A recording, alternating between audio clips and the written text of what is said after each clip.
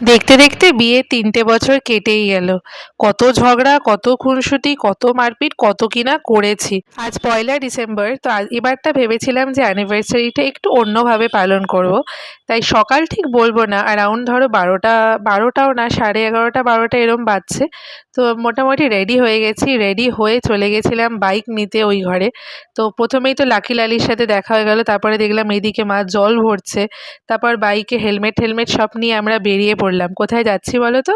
আজ যাচ্ছি দক্ষিণেশ্বর। ভাবলাম এত শুভ তিথি আর অনেক দিন হয়ে গেল, মানে বছর ঘুরে গেছে দক্ষিণেশ্বর যাওয়া হয় না। তাই ভাবলাম এই সুযোগে দক্ষিণেশ্বরটাও ঘুরে আসি। দক্ষিণেশ্বর যাওয়ার আগে তো একটু বাইকের হাওয়াটা চেক করে নিল, কারণ ওর মনে হচ্ছিল যে হাওয়া ঠিকঠাক নেই। তারপর দুজনে নানা রকম গল্প করতে করতে তো দক্ষিণেশ্বর পৌঁছে গেছিলাম। আমাদের দুজনের জন্যেই এই দিনটা খুবই স্পেশাল। তো ঠাকুরের আশীর্বাদ নিয়ে এই দিনটা যদি কাটাই, তাহলে এর থেকে ভালো আর কিছু হয় না।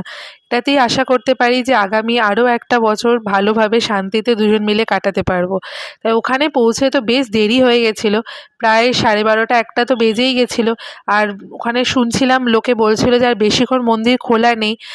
মায়ের দুপুরের ভোগের জন্যে মন্দির বন্ধ হয়ে যাবে। তাই তাড়াতাড়ি করে চলে গেছিলাম ডালা নিতে। ফার্স্টে বাইক পার্কিং করে যতবারই যাই এই পার্টিকুলার দোকানটা দিয়েই ঠাকুরের প্রসাদ নিই। তো এই দোকানটাই সিধে চলে গেছিলাম। আর তারপরে তো রীতিমতো কি বলবো, তখন তো আর কিছু ভিডিও টিডিও করা হয়নি। আমার বরমশাই তো একদম চিল হয়ে হাঁটতে হাঁটতে আসছিল, কিন্তু আমি ভাবছিলাম এই মন্দির যদি বন্ধ হয়ে যায়, এখন 3:30 অবধি অপেক্ষা করতে হবে। তাই দৌড়াতে দৌড়াতে মানে লাইনে ভিতরে ঢুকেছি, মন্দির প্রাঙ্গণে ঢুকেছি। মাকে ভালোভাবে পুজো দিয়েছি। দিয়ে এবার খুব খিদে পেয়ে গেছিলো, কারণ সকালে তেমনভাবে কিছুই খাওয়া হয়নি। তাই এইখানে যে নতুন ফুড প্লাজা, যেই ফুড কমপ্লেক্স মতো একটা করেছে, তো ওখানে ভাবলাম চলো সাউথ ইন্ডিয়ান খাওয়া যাক। এই হলো মায়ের মন্দির, সবাই দর্শন করে নাও। এবার ফুড প্লাজা থেকে আমি নিয়েছিলাম সাউথ ইন্ডিয়ান, আর ও নিয়েছিল ছোলে বাটুরে এরম নিয়েছিল। এবার খাবার ঠিক ছিল, কিন্তু লাস্টে আমরা যেটা ভুল করছি সেটা হচ্ছে লস্যিটা নিয়ে। লস্যি খেয়ে তো পুরো গা পাকিয়ে গেছিলো। তারপর ভাবলাম একটু দক্ষিণেশ্বর এসে আশেপাশে একটু ফটো তুলবে না, কারণ মন্দিরের ভেতর তো আর ক্যামেরা অ্যালাউড নয়। এই আশপাশটা ঘুরে একটু ফটো টটো তুলছিলাম। গঙ্গার পাড়ে গেছিলাম। প্রথমে গঙ্গার পাড়ে গিয়ে এমনি মা গঙ্গাকে নমস্কার করে আসি। তারপর একবারে জুতো টুতো নিয়ে আরেকবার যাই, গিয়ে মা গঙ্গার কাছে ছবি টবি তুলে নিই। তুলে এবার মন্দির থেকে বেরিয়ে যাচ্ছি, হঠাৎই শুনি যে আদ্যাপীঠ আদ্যাপীঠ এরম বলে। তা আমরা ভাবি ও আদ্যাপীঠ কি তাহলে এতই কাছে? তাই ভাবলাম একটা টোটো করে আদ্যাপীঠে যাওয়া যাক। দক্ষিণেশ্বর থেকে আদ্যাপীঠ কিন্তু মাত্র 10 মিনিটের রাস্তা। তো একটা টোটো করে গিয়ে পৌঁছাই। সেই সময় তো মন্দির বন্ধ ছিল। তখন প্রচুর মানুষের খাওয়ার যে অ্যারেঞ্জমেন্ট আদ্যাপীঠে হয়, সেটাই চলছিল। আমি কখনোই আদ্যাপীঠে আগে আসিনি, তাই আশপাশটা ঘুরে দেখছিলাম। আর সত্যি কথা বলতে না, আমি বুঝতেই পারছিলাম না মায়ের মন্দির অব্দি যাবো কি করে।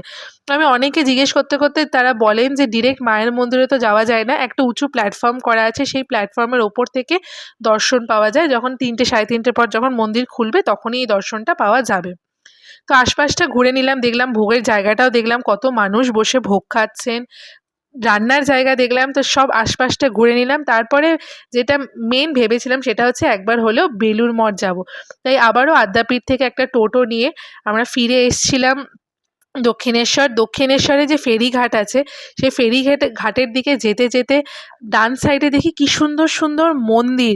মন্দিরের ঠাকুরের প্রতিমাকে দেখে এত সুন্দর লাগছিল যে আমি দাঁড়িয়ে নমস্কার তো করলামই, তার সাথে সাথে কিছু ছবি আর ভিডিও তুলে নিয়েছি।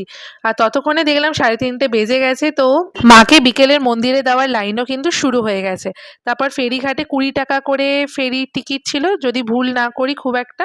তো ফেরিঘাটে গিয়ে দেখি প্রচুর মানুষের ভিড় ওখানে। এবার আমি একটু হলেও ভয় ভয় পাচ্ছিলাম, কারণ ফেরি জলের ওপর দিয়ে যাব, আমার এইসব জিনিসে না একটু ভয়ই লাগে। বাট এখানে অ্যারেঞ্জমেন্টটা এতটা সুন্দর না। আমি তারপরে দেখলাম দেখো কি সুন্দর একটা এই সরু পথ করা, অনেকটা দূরে গিয়ে এই রাস্তা দিয়ে গেলে না অনেকটা দূরে গিয়ে তারপর মানে ফেরির ওপর উঠতে পারছি। ফেরিটায় প্রচণ্ড ভিড় হয়েছিল, বাট আমরা একটা সাইডে ভালো জায়গা পেয়ে গেছিলাম, তার থেকে একটু ছবি ভিডিও করেছি। বাট আমার বরমশাই বলছিল বেশি করো না, বাই চান্স জলে যদি ধাক্কাধাক্কিতে পড়ে যায়। তারপর বেলুড় মঠ গিয়ে পৌঁছালাম, তখন তো বিকেল বিকেল হয়ে গেছিলো। দক্ষিণেশ্বর থেকে বেলুড় মঠ যেতে অ্যারাউন্ড 20 মিনিটের সময় তো লেগেইছে। বেলুড় মঠের পরিবেশটা খুবই সুন্দর ছিল। আমি এই প্রথমবার বেলুড় মঠ গেলাম, তাই জন্যেই মানে এই অ্যানিভার্সারিতে চেষ্টা করেছিলাম যেই জায়গাগুলো কখনো যাইনি, নতুন নতুন বাট আধ্যাত্মিক ব্যাপার জড়িয়ে আছে, সেই সব জায়গাগুলোই এক্সপ্লোর করব। তাই বেলুড় মঠে যাই। বেলুড় মঠটা খুব ভালো লাগে, খুব পিসফুল লাগে, অনেকটা বড় জায়গা।